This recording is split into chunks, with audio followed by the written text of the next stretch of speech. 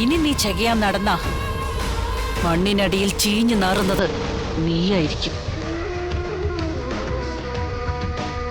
അത് നീ മറക്കണ്ട.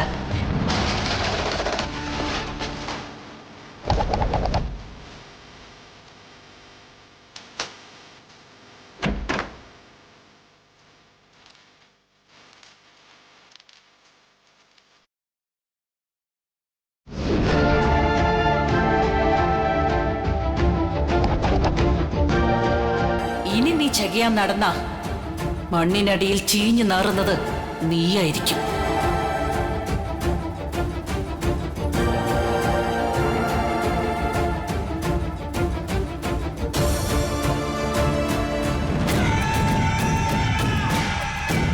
ഞാൻ ഒരാഴ്ചയ്ക്ക് അവളെ എത്തിക്കാം. അതിനുവേണ്ട കരുക്കളൊക്കെ ഞാൻ നീക്കി കഴിഞ്ഞു. ഞാൻ പ്ലാൻ ചെയ്ത പോലെ കാര്യങ്ങളെല്ലാം നടന്നാൽ എല്ലാം സേഫാണ്.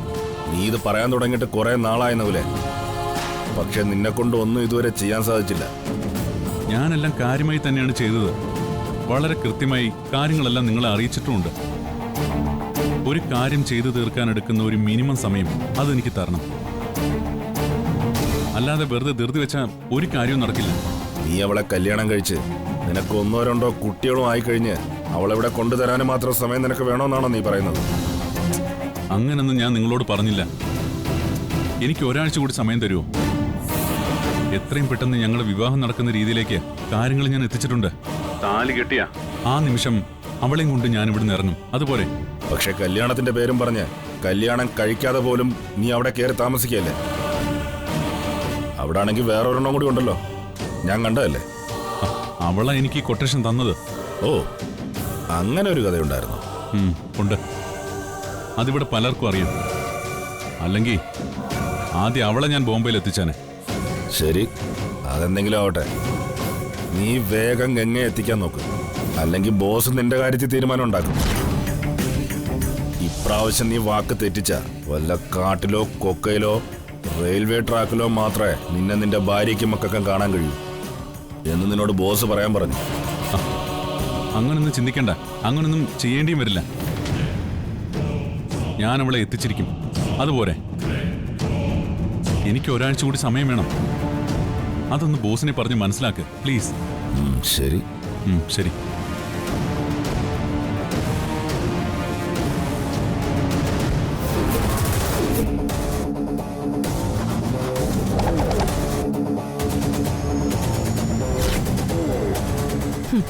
അപ്പോ നിനക്കിനി ഒരാഴ്ചത്തെ ആയുസ് കൂടെ ഇനി ബാക്കിയുള്ളൂ. അല്ലെങ്കിൽ എങ്ങനെയെങ്കിലും ഗംഗയെ കൊണ്ടുപോകണം അല്ലേ? എന്റെ ആയുസ് ഈശ്വരൻ തീരുമാനിച്ചോളും. അത് നിശ്ചയിക്കാൻ ആരും മെനക്കെട്ടിട്ട് കാര്യമില്ല. എന്നോട് പറയുമ്പോ ഇങ്ങനെയൊക്കെ പറയാം. പക്ഷേ നിന്റെ ബോസിനോട് പറയുമ്പോ സൂക്ഷിച്ച് സംസാരിച്ചില്ലെങ്കിൽ പിന്നെ നിന്റെ കഴുത്തിന് മുകളിലെ തലയുണ്ടാവില്ല. അങ്ങനെ ഞാൻ തീരേണ്ടി വന്നാ ഒരിക്കലും ഒറ്റയ്ക്ക് തീരില്ല. അതെന്താ, ഭാര്യ മക്കളെല്ലാം ചേർത്തൊരു കൂട്ട ആത്മഹത്യയാണോ നീ പ്ലാൻ ചെയ്യുന്നത്? കൂട്ട ആത്മഹത്യയല്ല, കൂട്ടക്കൊല. എന്താ? എന്റെ പ്ലാനുകൾ തെറ്റിയാൽ ഈ കൈലാസം വീട്ടിൽ പിന്നീട് ആരും ജീവനോടുണ്ടാവില്ല. എന്തൊക്കെ സംഭവിച്ചാലും എത്രയൊക്കെ പ്ലാനുകൾ പാളിയാലും ഒട്ടും കുറവ് വരാത്ത നിന്റെ ഈ കോൺഫിഡൻസ് ഉണ്ടല്ലോ, അതെനിക്ക് എപ്പോഴും ഒരു അത്ഭുതമായി തോന്നിയിട്ടുണ്ട്. പക്ഷേ അതുകൊണ്ടൊന്നും ഒരു കാര്യമില്ല നകുൽ.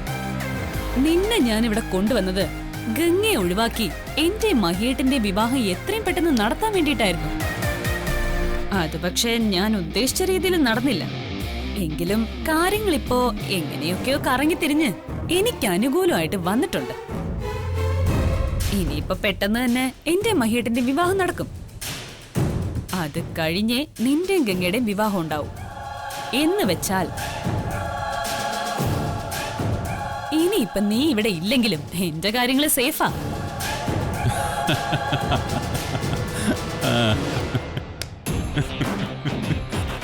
കൊള്ളാം, നിന്റെ പ്ലാൻ കൊള്ളാം.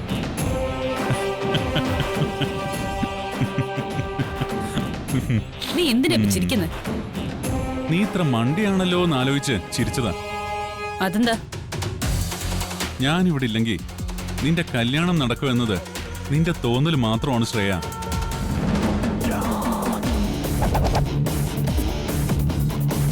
ഗംഗയെ ഞാൻ വിവാഹം കഴിക്കുമെന്ന് ഉറപ്പുള്ളത് കൊണ്ടാ മുത്തശ്ശി മഹിയുടെ വിവാഹ അഭ്യർത്ഥന തഴഞ്ഞതും മഹി നിന്നെ വിവാഹം കഴിക്കാൻ തയ്യാറായതും. ഞാൻ ഗംഗയെ ഉപേക്ഷിച്ച് ഇവിടുന്ന് പോയാൽ പിന്നെ ഗംഗയായിരിക്കും മഹിയുടെ ഭാര്യ. അതുപോലും ചിന്തിക്കാനുള്ള ബുദ്ധി നിനക്ക് ഇല്ലാതെ പോയല്ലോ. ശ്രേയ, നിന്റെ പൊട്ടബുദ്ധിക്കനുസരിച്ച് കളിക്കുന്നൊരു കളിപ്പാവയല്ല ഞാൻ. കൊണ്ടും കൊടുത്തും തെരുവിൽ നിന്നും വളർന്നു വന്ന ബോൺ ക്രിമിനലാണ് ഞാൻ. എനിക്ക് വേണ്ട കാര്യങ്ങൾ ഏത് രീതിയിലും നേടണമെന്ന് എനിക്കറിയാം.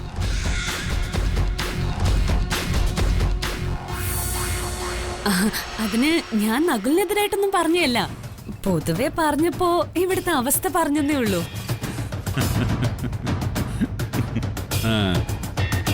വീണെടുത്ത് കിടന്ന് ഉരുളാതെ ശ്രേയേ. നീ എന്താണ് പറഞ്ഞതെന്ന് നിനക്ക് കൃത്യമായിട്ട് അറിയാം. നീ അത് എന്തുദ്ദേശിച്ചാണ് പറഞ്ഞതെന്നും നിനക്കറിയാം. പറയാനുള്ളതെല്ലാം പറഞ്ഞിട്ട് പിന്നെ അവസ്ഥ പറഞ്ഞതാണെന്ന് പറയുന്നതിൽ ഒരർത്ഥവും ഇല്ല. നിന്റെ ആവശ്യം കഴിഞ്ഞാൽ അതിന് ഉപയോഗിച്ചവരെയും ഉപകരിച്ചവരെയും വലിച്ചെറിയാമെന്ന ചിന്ത നിനക്കുണ്ടെങ്കിൽ അത് തെറ്റാ. ഞാൻ വന്നതിനും ഇത്രയും ചെയ്തതിനും എനിക്ക് ലക്ഷ്യങ്ങളുണ്ടെങ്കിൽ അതിന്റെ അവസാനം കാണാതെ ഞാൻ പിന്മാറുമെന്ന് ആരും കരുതണ്ട.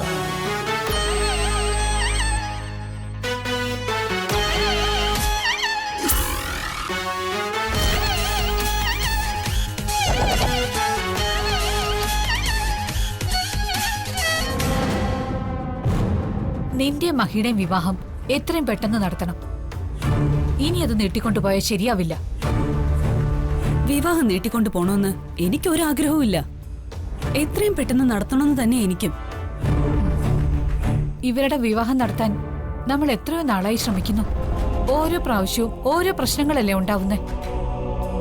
ഇനി എന്ത് പ്രശ്നം ഉണ്ടായാലും നമുക്കത് എത്രയും പെട്ടെന്ന് നടത്തിയേ പറ്റൂ. താമസിക്കും തോറും പല പ്രതിസന്ധികളും ഉണ്ടായിക്കൊണ്ടേയിരിക്കും. നാത്തൂൻ എന്താ ഉദ്ദേശിക്കുന്നേ? ഗംഗയും ജാനകിയമ്മയും മഹിയുടെ വിവാഹാഭ്യർത്ഥന നിരസിച്ചെങ്കിലും നമ്മളത് അത്ര വിശ്വാസത്തിലെടുക്കണ്ട. അതെന്താ ആന്റി? ഗംഗയ്ക്ക് നല്ലത് എന്താണെന്ന് ജാനകിയമ്മ ചിന്തിക്കാൻ തുടങ്ങിയാൽ ഒരുപക്ഷെ നകുലിനെ ഒഴിവാക്കിയേക്കും. നകുലിനൊരു ഫ്രോഡാണെന്ന് തെളിയിക്കാനുള്ള എല്ലാ ശ്രമവും മഹിയുടെ ഭാഗത്തുനിന്നും ഉണ്ടാവും. മഹിയെ കൊണ്ട് അത് തെളിയിക്കാൻ സാധിച്ചാൽ ജാനകിയമ്മ വാക്കുമാറും. അങ്ങനെ മാറിയാൽ തകരുന്നത് നിന്റെ ജീവിതവും സ്വപ്നങ്ങളും ആയിരിക്കും ശ്രേയ.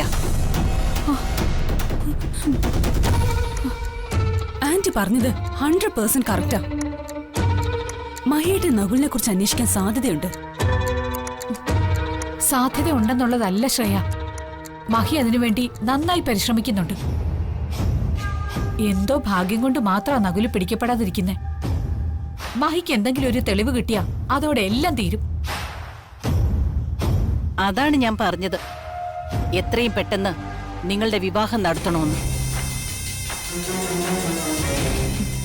നമുക്ക് ആഗ്രഹമില്ലഞ്ഞിട്ടല്ലോ. ആ ഗൗരി സമ്മതിക്കണ്ടേ?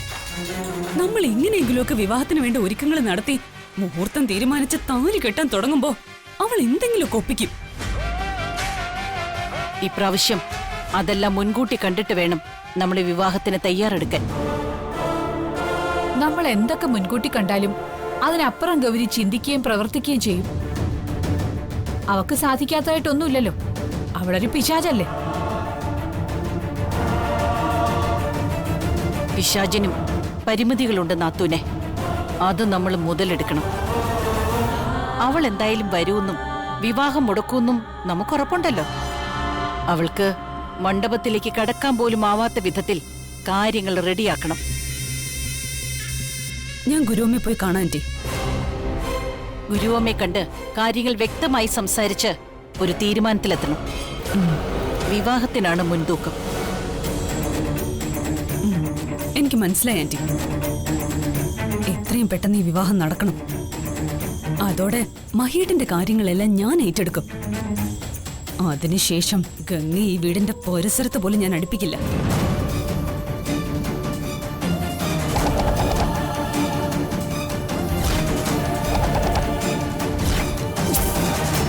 ഗംഗ ഇവിടുന്ന് പുറത്താക്കാൻ കല്യാണം വരെ വെയിറ്റ് ചെയ്യണ്ടെന്നാ എനിക്ക് തോന്നുന്നേ. ജാനകിയമ്മയും ഗംഗയും പെട്ടെന്ന് ഇറക്കി വിടാൻ നമുക്ക് സാധിക്കില്ല. മഹിയും ആളുവും അതിന് സമ്മതിക്കൂല. വിശ്വേട്ടനും അനുവാദം തരില്ല. നകുലുമായുള്ള വിവാഹം കഴിഞ്ഞാൽ ഗംഗ പോയിക്കോളും. അതൊരു സ്വാഭാവികമായ കാര്യമാണ്. ആ വിവാഹവും നമുക്കുടനെ തന്നെ നടത്തണം. അതിനും തടസ്സങ്ങൾ ഉണ്ടാവാതിരിക്കാൻ ഗുരുവമ്മയുടെ ഉപദേശം തേടണം. ശരി ആന്റി, അങ്ങനെ ചെയ്യാം.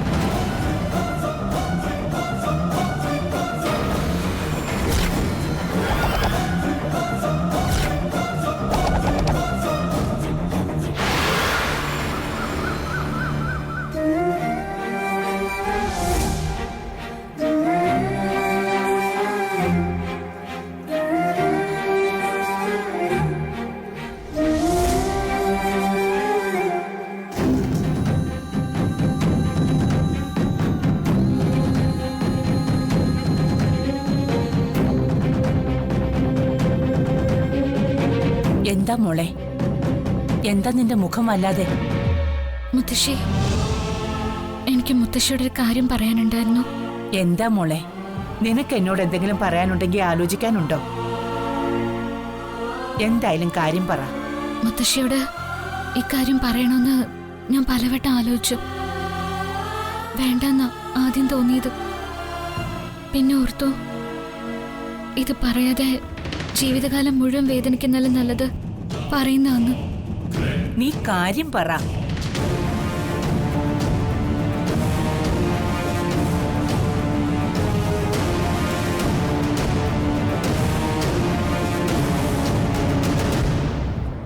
മുത്തശ്ശി, എനിക്ക് ആ നകുലിനെ കല്യാണം കഴിക്കാൻ താല്പര്യമില്ല.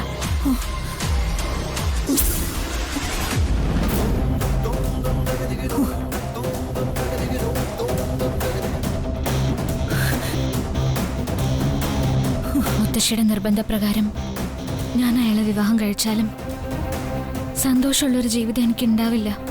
നീ എന്തൊക്കെയായി പറയുന്നത്? വിവാഹ നിശ്ചയവും കഴിഞ്ഞ് എല്ലാം തീരുമാനിച്ച് ഈ അവസാന നിമിഷം ഇങ്ങനെ പറഞ്ഞാൽ എങ്ങനെയാ? ശരിയാ, പക്ഷെ എന്റെ മനസ്സൊട്ടും അതിനോട് പൊരുത്തപ്പെടുന്നില്ല. മനസ്സിൽ ഒരാളെ വെച്ചുകൊണ്ട് മറ്റൊരാളുടെ കൂടെ ജീവിക്കേണ്ടി വരുന്നത് എത്ര വലിയ വേദനയാണെന്ന് മുത്തശ്ശിക്ക് എന്താ അറിയാത്തെ? നിന്റെ പെട്ടെന്നുള്ള മാറ്റത്തിന്റെ കാരണം എനിക്കറിയാം. അത് നടക്കില്ല ഗംഗേ. ഞാൻ ജീവനോടെ ഉള്ളപ്പോ അത് നടക്കാൻ ഞാൻ സമ്മതിക്കില്ല. ഞാൻ പറയുന്ന ആളെ നീ വിവാഹം കഴിക്കുന്ന വാക്ക് വിശ്വസിച്ച ഞാൻ നകുലിന് വാക്ക് കൊടുത്തത്. ഇനി നീ എന്നെ ചതിക്കാനാണെങ്കിൽ ഈ മുത്തശ്ശി ജീവനോടെ ഉണ്ടാവില്ല.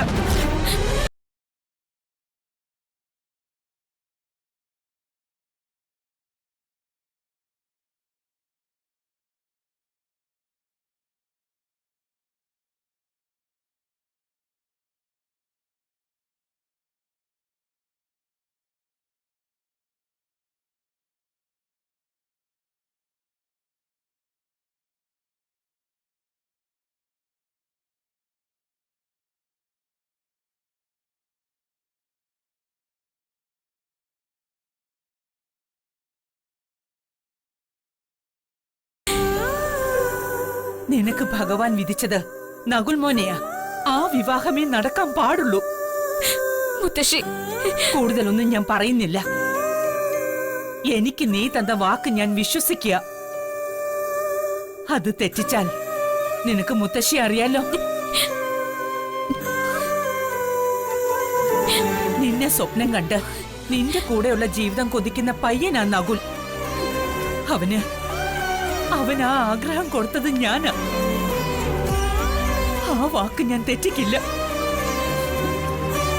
മനസ്സിൽ തോന്നിയ അരുതാത്ത മോഹങ്ങളൊക്കെ എടുത്ത് കളഞ്ഞേക്ക്.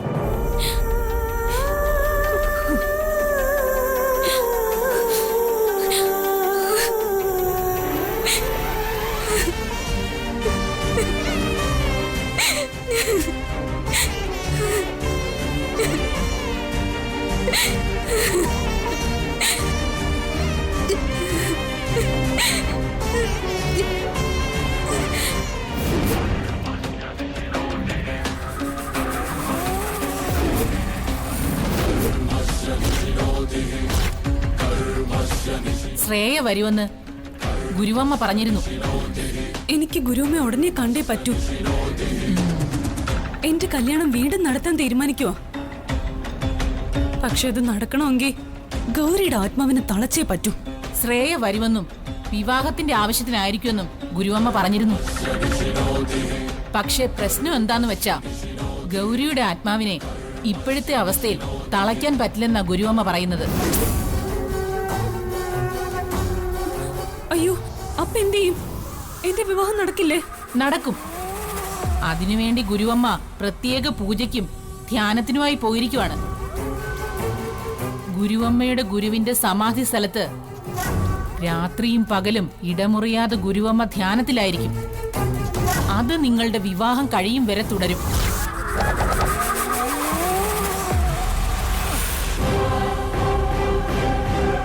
അമ്മ എന്താ ഈ പറയുന്നേ? ഇങ്ങനെ എടുത്തു ചാടി നടത്തേണ്ട കാര്യമാണോ വിവാഹം? എടുത്തു ചാടിയോ? ഇത് നേരത്തെ തീരുമാനിച്ചതല്ലേ? അന്ന് നടന്നില്ലാന്നല്ലേ ഉള്ളൂ. അതൊക്കെ ശരിയാ, അന്നത് നടന്നില്ലല്ലോ. ഇപ്പൊ പെട്ടെന്ന് വിവാഹം എന്നൊക്കെ പറഞ്ഞാൽ എനിക്കത് ബുദ്ധിമുട്ടാ. എനിക്ക് കുറച്ച് ടൈം വേണം. എന്താ മോനെ നിനക്ക് പറ്റിയേ? നീ എന്താ ഇങ്ങനെ കുട്ടികളെ പോലെ സംസാരിക്കുന്നത്? എന്നായാലും നീയും ശ്രേയയും തമ്മിലുള്ള വിവാഹം നടക്കേണ്ടത് തന്നെയാ. പിന്നെ എന്തിനിങ്ങനെ വൈകിപ്പിക്കുന്നത്? അമ്മ അത് മാത്രമേ ഓർത്തിട്ടുള്ളൂ. അതൊക്കെ ശരിയാ, പക്ഷേ എന്ത് പക്ഷേ? മഹി, വിവാഹത്തിന്റെ ഒരുക്കങ്ങളെ കുറിച്ച് ഓർത്തിട്ടാണോ? അതേക്കുറിച്ച് ഒരു ടെൻഷനും നിനക്ക് വേണ്ട. എല്ലാം ഭംഗിയായി ഈ അമ്മ തന്നെ റെഡിയാക്കിക്കോളാം. നീ താലി കെട്ടുന്ന സമയത്ത് അവിടെ ഉണ്ടായാൽ മാത്രം മതി.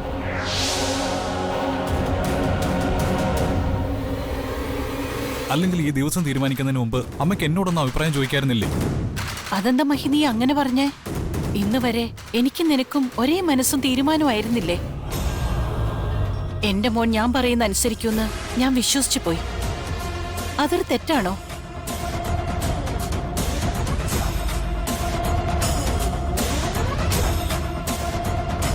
എന്താ നീ ഒന്നും മിണ്ടാത്തേ? അമ്മ പറയുന്നത് അനുസരിക്കാനുള്ള ബുദ്ധിമുട്ടുകൊണ്ടൊന്നും അല്ല. എനിക്കെന്തോ മനസ്സുകൊണ്ട് പൊരുത്തപ്പെടാൻ പറ്റുന്നില്ല. നിന്റെ മനസ്സിൽ എന്താന്ന് എനിക്കറിയാം. അത് അരുതാത്ത ചിന്തയാണെന്ന് ബോധ്യപ്പെട്ടതല്ലേ മോനെ? പിന്നെ എന്തിനാ ഇങ്ങനെ ഒരു കൺഫ്യൂഷൻ?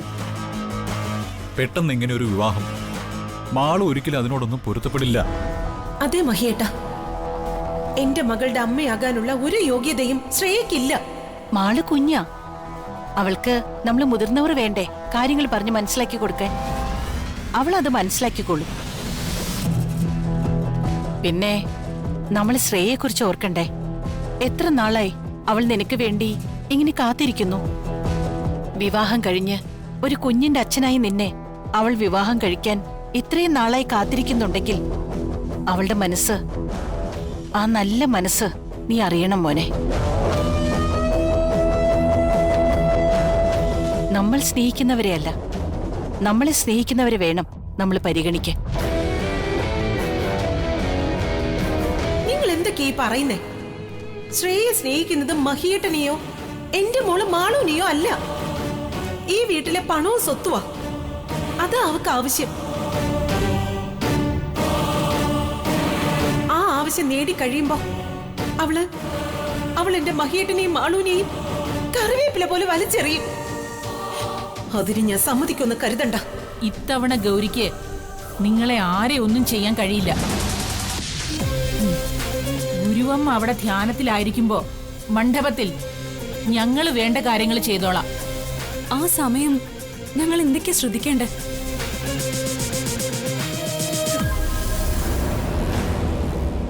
എന്താ മോനെ നീ എന്തോന്നും പറയാത്തത്?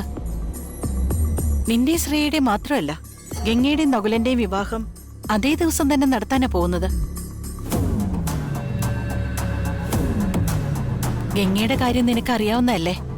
അച്ഛനും അമ്മയില്ലാത്ത അവളെ വളർത്തി വലുതാക്കിയ ജാനകിയമ്മയുടെ ആഗ്രഹമാണ് ഈ വിവാഹം. പ്രായമായൊരു സ്ത്രീയെ വേദനിപ്പിക്കരുത് മോനെ. നീ ഇപ്പൊ വിവാഹം മാറ്റിവെച്ചാൽ അത് ഗംഗയും നകുലിനെയും ബാധിക്കും. അത് മറന്നു പോവരുത്.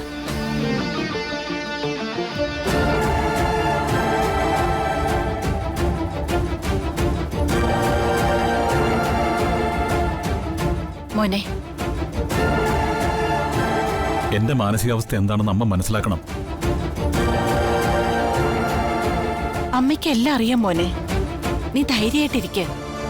പിന്നെ ഈ കൈലാസത്തിൽ ദേവയാനിക്ക് നിന്റെ അമ്മയ്ക്ക് വാക്കിനൊരു വിലയുണ്ട്. നീ കാരണം അതില്ലാതാവരുത്. അമ്മ ശരി,